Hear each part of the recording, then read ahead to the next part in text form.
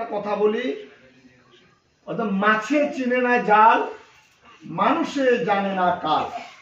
আমার কাল কখন খারাপ হবে আমরা কেউ জানি না, আর মাছের উপর কখন করে ঝপ করে জালটা পড়বে মাছও জানে না, তখন জালের নিচে করে মাছ ধরা পড়ে যায়। আমরা মানুষও মাছের বিকল্প নয়, আমাদের উপর বিধাতার জাল খপ করে কখন পড়ে আমাদেরকে ডেকে তুলে নিয়ে যাচ্ছে আমরা জানি না, কিন্তু সে জালটি আমাদের কর্মফলের দ্বারা কোনো কোনো সময় খারাপ সময় এসে আমাদের উপর পতিত হয়। সে পতিত হওয়ার ইয়া হচ্ছে কি, যেমন এই পুষ্কর যোগ। পুষ্কর যোগটা কি? পুষ্কর যোগ হচ্ছে শনি এবং মঙ্গলবার, এগুলোকে আমরা বারের দিক থেকে অত্যন্ত খারাপ বার বলে থাকি। আমাদের জ্ঞানী গুণী পিতা মাতারা কোনো সন্তান যদি বাইরে যায় বাধা দেয়, ওটা আজ শনিবার না বাইরে, আজ মঙ্গলবার, যাত্রা করা ভালো না, এরকম কথাগুলো বলে। কেন বলে? অর্থাৎ শনি এবং মঙ্গলবারের মধ্যে দিনের বেলা একটা বার দোষ থেকে যায়, সেখানে বার বেলা, কাল বেলা, কুলিক বেলা, অনেকগুলা খারাপ দিক ওই সময় অবস্থান করে, যার ফলে বার বেলার মধ্যে যাত্রা করলে কাল বেলার মধ্যে এটা বার বেলা, অর্থাৎ বেলাটাকে বাদ দিয়ে দিছে। বারণ, বারণ শব্দ তো নিষেধ, বারণ করে দিচ্ছে যে এই সময়ে যাওয়া নিষেধ, কথা বলা নিষেধ, এই কাজ করা নিষেধ, শুভ কর্ম নিষেধ, বারণ, তার নাম হচ্ছে বার। আর কাল, কাল তো আমরা এমনি বুঝি যে কাল এটা সবসময় খারাপ জিনিস, বলে যে আমার কাল খারাপ হয়েছে, আমার ভাগ্য খারাপ, তাহলে এইরকম কথাগুলো এই এটার দ্বারা প্রকাশ পেয়ে থাকে। তাই আমি অত বড় বক্তব্যে যাচ্ছি না। মানুষ যখন মারা যায়, মানুষের কর্মফল আমাদের মনুস্মৃতিতে বলেছে যে আমরা ধর্ম করি কেন, ধর্মটা কি জন্য দরকার, মনুস্মৃতিতে স্পষ্ট বলে দিচ্ছে আমাদেরকে। স্মৃতি হচ্ছে আমরা যেমন জায়গা সম্পত্তি নিয়ে কেস করলে অ্যাডভোকেটের কাছে যাই, অ্যাডভোকেট তার অনেক আইনের বোধ দ্বারা আমাদের অনেক কিছু পরিত্রাণ করে দেয়। আর আমাদের ধর্মীয় আইন হচ্ছে সেই মনুস্মৃতি। স্মৃতিতে আমাদেরকে যে যে কর্ম করতে নিষেধ করেছেন, যে যে কর্ম করতে বলেছেন, যে বারে করতে বলেছেন, ঠিক সেবারে আমাদের করা উচিত। দেখা যায় যে আমরা তার বিরুদ্ধে আচরণ করলে আমাদের একটা বিপরীত ফল হয়ে যায়। আজকে আমাদের বলাই সেন ওরফে উনার প্রদীপ চন্দ্র সেন, উনার কুষ্টির নাম, এখন উনি প্রয়াত হয়েছেন। উনাকে ভগবানের জালের নিচে পড়ে গেছেন। উনি যখন জাল মেরেছেন ভগবানের, বলে যে খেলেছ বিশ্ব নিয়ে, তিনি খেলতেছেন, আমরা সব তার দাবার গুটি, তার ইচ্ছা হয়েছে গুটিটা তুলে নিয়ে রেখে দেবে, তাই প্রদীপ সেনের গুটিটা তুলে নিয়ে রেখে দিয়েছে। কিন্তু এমন সময়ে রেখে দিয়েছেন, তিনারও কর্মফলের মধ্যে কিছু সমস্যা ছিল, তিনার এক পাদও দোষ পেয়েছে।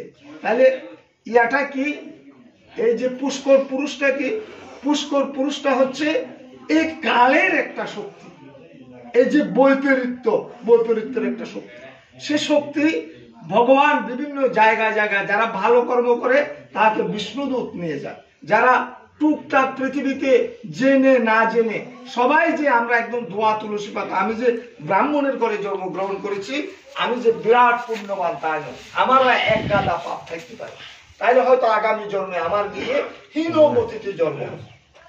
বলছে শূদ্র সমাজের চাকা, বৈশ্য যুগায় কাকা, ক্ষত্রিয়রা রাজার জাত, বিপ্র পুরো কর্ণধার। আজকে আমি যে ব্রাহ্মণের ঘরে জন্মগ্রহণ করেছি, এটা আমার পূর্ব জন্মের স্বীকৃতির ফল, এই জন্মের নয়। আমি গত জন্মে অনেক ভালো কাজ করেছি, ভগবানের পরীক্ষাতে আমি 100 নাম্বার পেয়েছি, তখন ভগবান আমাকে কৃপা করে ব্রহ্মজনিতে জন্ম দিয়েছে। তাই আজকে আমি ব্রাহ্মণ, সবার উপরে কর্তৃত্ব নেতৃত্ব দিচ্ছে, আমার কথা সবাই মনোযোগ সহকারে শুনতেছে। কেন শুনতেছে? আমি ব্রাহ্মণ সন্তান, পণ্ডিত, বিজ্ঞ লোক, আমি শাস্ত্র সম্পর্কে জানি। তাই পুষ্কর পুরুষটা যখন তিনি আকাশে বাতাসে ঘুরে বেড়াবেন, আমাদের 1 বৎসর কাল, আর পিতৃপুরুষের হচ্ছে একদিন, 365 দিন সমান হচ্ছে উনার একদিন। তাই আজকে উনার শ্রাদ্ধাদি হয়েছে। একজন পুত্র 16টি পিণ্ড দান না করলে পিতৃপুরুষ তার ডলার পাসপোর্ট নিয়ে ভগবানের কাছে যেতে পারেন। তাই 16টি পিণ্ড যেদিন পূর্ণ হবে, তিনি সেই দিন পূর্ণ একটা এন্ডোর্সমেন্ট পাসপোর্ট নিয়ে ভগবানের কাছে যাবে, আমার পুত্র আমাকে এটা সিল শপথ দিয়ে দিয়েছে, প্রভু তুমি আমাকে এখন বৈকুণ্ঠে যেতে দাও। পুত্ররা যখন শিল চক্কর মারে ভগবান তার উপর কোনো প্রকার হস্তক্ষেপ করে না, কারণ ভগবান বলেছে পুত্রার্থে ক্রিয়তে ভাজ্যা পুত্র পিণ্ড প্রয়োজনাৎ, আমি তাকে একটা পুত্র দিয়েছি সে একটা পিণ্ড দেওয়ার জন্য, সে পিণ্ডের দানের দ্বারা সে পিতৃপুরুষ যতই নরকগামী হোক না কেন সে অবশ্যই স্বর্গগামী হবে পুত্রের পিণ্ড দানের দ্বারা। কিন্তু স্বল্প সময়ের মধ্যে ইনাদের অনেক প্রকার দুর্ভোগ আসতে পারে, সেটা হচ্ছে কি অর্থাৎ ওই বলে যে খেনের ছেলে বাপ ডাকে অখেনের ছেলে শালা ডাকে, এটা হচ্ছে গ্রাম্য কথা। তাই উনি যখন এখান থেকে সবকিছু ত্যাগ করে ভগবানের কাছে যাচ্ছিলেন তখন বারটা ছিল তার প্রতিকূল থাকাতে যদি শনিবার এবং মঙ্গলবারে মারা যায় তখন এক পাদ দোষযুক্ত হবে। আবার তিনটি তিথি আছে, দ্বিতীয়া সপ্তমী এবং চতুর্দশী, এই তিথিতে মারা গেলে এক পাদ দোষ পায়। আবার উত্তরাষাঢ়া উত্তর ফাল্গুনে এরকম 7-8টা নক্ষত্র আছে, নক্ষত্রতে মৃত্যু হলে তার উপর্য করে মৃত্যুর সম্ভাবনা থাকে, সেখানে হয় দ্বিপাদ। কোন ক্ষেত্রে একটা বারের যোগ একটা নক্ষত্রের যোগ পালে তাকে বলা হয় ত্রিপাদ। আর শুধু বারের দোষে মারা গেলে তাকে বলতেছে এক পাদ, বলতেছে বারের দোষে শস্যহানি এবং পুত্রহানি। বলতেছে যদি এই সংস্কার কার্য করা না হয় তার শস্য যদি ক্ষেত থাকে, ক্ষেত কৃষি থাকে, এগুলো নষ্ট হয়ে যাবে, এবং পুত্র পৌত্রাদি থাকলে তারা অসুখ বিসুখ বিভিন্ন প্রকার অসুবিধা হতে হয়। কেন হয় যে আমার বাবা তো আমার কখনো অকল্যাণ চায় না, কারো পিতা মাতা চায় সন্তানের অকল্যাণ, কখনো চায় না। কিন্তু এখন যখন উনি প্রয়াত হয়েছেন উনার কাঁধের উপর একজন পুষ্কর পুরুষ বসিয়েছে। আমি যখন হাঁটতে বসতে যদি আমার কাঁধের উপর বিশ্বের একটা প্রজাব তুলে দেওয়া হয়, আমাকে বলা হলো যে এটা ঘুমাইতে সময় এটা থাকবে, পায়খানায় গেল এটা থাকবে, স্নানের সময় এটা থাকবে, তখন আমি এক প্রকার বিরক্ত হয়ে যাব না, যে আমি একটা লোড নিয়ে কতক্ষণ থাকবো, এটা তো অসম্ভব ব্যাপার। কিন্তু উনার এমন কোন শক্তি নেই যে পুষ্কর পুরুষকে নামাই দিতে পারে, উনার কর্মফলের দ্বারা এটা কাঁধের উপর বসিয়েছে। এখন এই পুষ্কর পুরুষকে কে নামাইতে পারে? একমাত্র পুত্র। ওই বলছে যে পুত্রার্থে ক্রিয়তে ভাজ্যা, এই পৃথিবীতে একমাত্র শাস্ত্রে বলতেছে না পুত্র হি সহায়তায় পিতা মাতা চতিষ্ঠতি ন পুত্র দারং ন জ্ঞাতি ধর্ম তিষ্ঠতি কেবল। একমাত্র ধর্ম ছাড়া তাকে কেউ বাঁচাতে পারবে না। তখন পুত্র এমন কোন শক্তি নাই যে পুষ্কর পুরুষকে টানি বাবার কাছ থেকে ফেলে দেবে, এরকম কোন শক্তি আমাদের আছে? এরকম স্পিরিচুয়াল কোন পাওয়ার নাই। কিন্তু একটি কাজের দ্বারা আমরা তাকে সে পুষ্কর পুরুষকে পরাজিত করতে পারি, সেটা হচ্ছে ধর্ম। ওদের নাম উত্তরহি সহায়তায় পিতা মাতা চতুষ্ঠতি, কেউ তাকে সহায়তা করতে পারে না, পিতা না মাতা না ন পুত্র ন দারং, দার মানে স্ত্রী, ওনার স্ত্রীও কিছু করতে পারবে না, উনি খুব কষ্ট করতেছে, ওনার কাঁধের উপর পুষ্কর পুরুষ বসে আছে, এবং উনি ওখান থেকে এই কষ্টের কারণে পুত্রদেরকে অভিশাপ দিচ্ছেন যে আমার পুত্ররা কেন আমার কষ্ট লাভ করছে না, আমার পুত্ররা কেন আমাকে কষ্ট পেতে দিচ্ছে। তিনি এখানে আসেন এই পূজাটা নিয়ে কাঁধের উপর, হয়তো আমাদের এই ইয়ের পরে ভগবানের কাছ থেকে তিনি অবশ্যই মুক্তি লাভ করবেন আমাদের ধর্মের দ্বারা। আমরা যে আজকে ধর্ম আচরণ করেছি, শাস্ত্রে বলতেছে ধর্ম রক্ষতি রক্ষী, ধর্মই শুধু ধার্মিককে রক্ষা করতে পারে, আর কোনো কিছু রক্ষা করতে পারে না, কোনো কর্মফল। আজকে আমি কুকর্ম করলে আমার কুকর্মের ফল যেমন মনুস্মৃতি বলতেছে एको एव प्रजायते जन्तु एको एव प्रलीयते एको अनुबृद्धते एको सुकृतम एको एव दुष्कृतम। বলতেছে আমি একাই পৃথিবীতে এসেছি, একাই পুণ্যের ফল ভোগ করব, একাই পাপের ফল ভোগ করতে হবে, এটা রক্ষা নাই। আমি একটা মিটিং, কিন্তু এই যে কাজটা আজকে যে কাজটা হলো পঞ্চাঙ্গ, এটাকে বলা হয় পঞ্চাঙ্গ সুস্থ। পঞ্চাঙ্গ সুস্থ মানে হচ্ছে কি ধর্ম আচরণ। শাস্ত্র বলতেছে বিদ্যা দদাতি বিনয়ং বিনয়া জাতি পাত্রতাম পাত্রতার ধনবাপ্নতি ধনার ধর্ম তথা সুখম।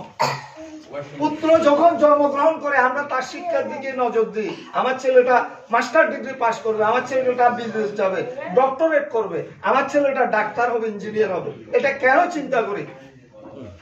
আমি তো বলি না যে আমার ছেলেটা বিরাট বড় চোর বানাবো যাতে সে গ্রামের মধ্যে বড় বড় চুরি করতে পারে। আমি বিরাট বড় ডাকাত বানাবো, যাতে মানুষের শিক্ষা দিয়ে অনেকগুলো টাকা পয়সা নিয়ে আসতে পারে। এরকম কি কেউ করে? চিন্তা করে না। কেন করে না? বলতেছে বিদ্যা দদাতে বিনয়, যে বিদ্যা লাভ করে সে বিনয়ী পাত্র, বিনয়ের জাতি পাত্রতা, সে যোগ্য ব্যক্তি বলে বিবেচিত হয়। পাত্রতার ধনবাপ্নতি, তখন সে বিদ্যার দ্বারা ধন উপার্জন করবে। সে ধন থেকে তার পৃথিবীতে ধর্ম করবে, ধর্ম থেকে পৃথিবী, ধর্মের ফলে তার পিতা আজকে এই মহা কষ্ট থেকে নিষ্কৃতি লাভ করবে। এটা আমার কথা নয়, এটা বেদের কথা। এগুলো বেদের যোগ্য, বেদের অনুষ্ঠান, বেদের অনুষ্ঠান। গীতার 16 অধ্যায়ে বলেছেন, 1623 নম্বর শ্লোকে বলতেছে, য শাস্ত্র বিদুর্সূর্য বর্ততে কামকারত ন সুসিদ্ধ বাপ্নতি ন সুকং ন পরাঙ্গতি। আমি যে শাস্ত্রীয় যে বিধান বেদে দিয়েছি, সে বিধান মেনে যে কাজ করবে সেই প্রকৃত সুখ লাভ করবে, তার পরম গতি প্রাপ্ত হবে। তার অন্যথায় হলে সে কোনো প্রকার সুখ লাভ করবে না, কোনো পরম গতি লাভ করবে না।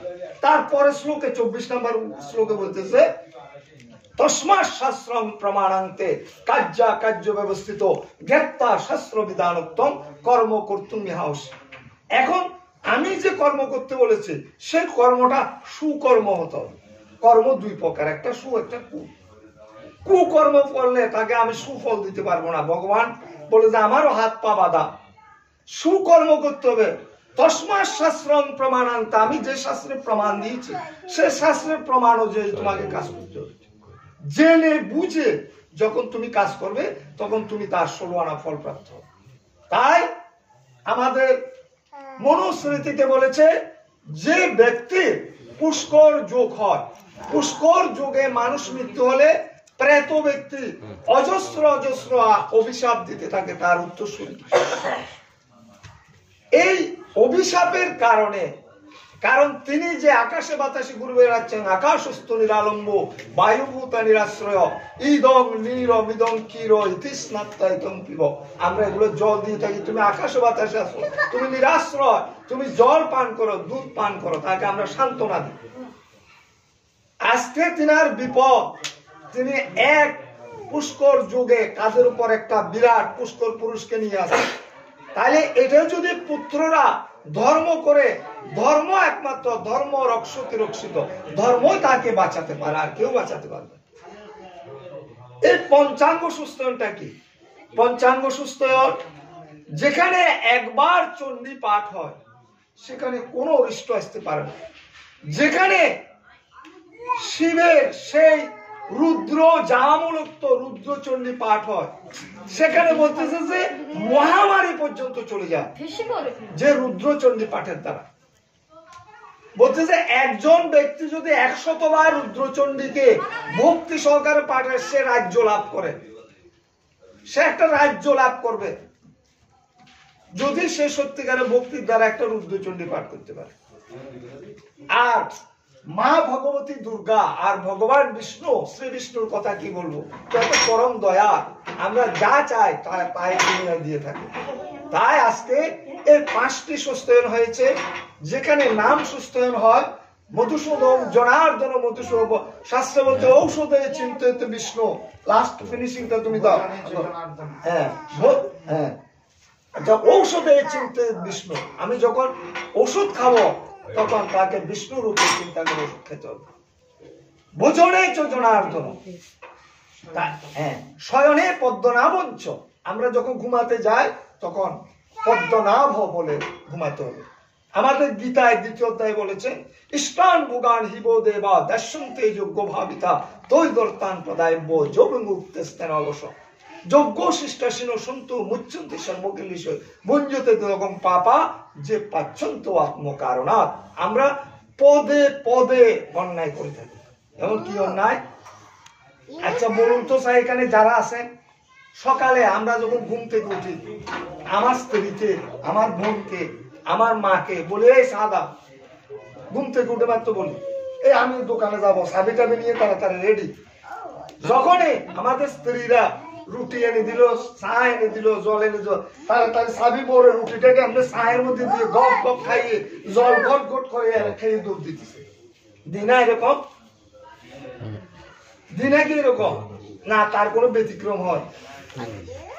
কিন্তু শাস্ত্রে বলতেছে কি, শাস্ত্রে বলতেছে যে আমি ইষ্টান ভোগান হিব দেবা দর্শনতে যোগ্য ভাবিতা, আমি যোগ্য থেকে যে জিনিস তোমাদেরকে উৎপন্ন করে দিয়েছি, যোগ্য থেকে যে জিনিস উৎপন্ন করে দিয়েছে তোমরা আমার নাম নিয়ে সেটা ভক্ষণ করো, অন্যথায় তোমরা পাপ এবং পুণ্য কোনোটারই ভাগে হলে না। তুমি যে খাদ্যটা খেয়েছো সেটা চোরের খাদ্য হয়ে গেছে।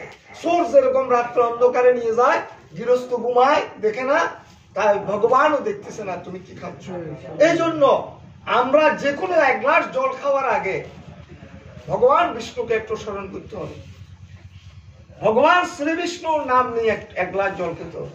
একটা অন্ন খাচ্ছি আমরা, ব্রাহ্মণরা দেখবে আমাদের যখন সামনে থালাটা দেওয়া হয় আমরা প্রভুকে নিবেদন করি, ওং ব্রহ্মার্পণং ব্রহ্ম হই ব্রহ্মাগ্নো ব্রহ্মণাহতম ব্রহ্মৈব তেন গন্তব্যম ব্রহ্ম কর্ম সমাধিনা।